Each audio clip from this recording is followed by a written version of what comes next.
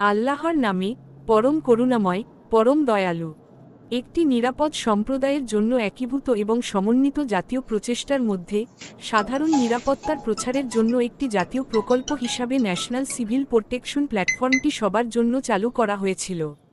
একটি আধুনিক পদ্ধতিতে নিরাপত্তা সম্পর্কিত তথ্যের অ্যাক্সেস প্রদান করা, কারণ এটি আধুনিক প্রযুক্তি ব্যবহার করে সমাজে নিরাপত্তা সংস্কৃতিকে শক্তিশালী করার জন্য কাজ করে।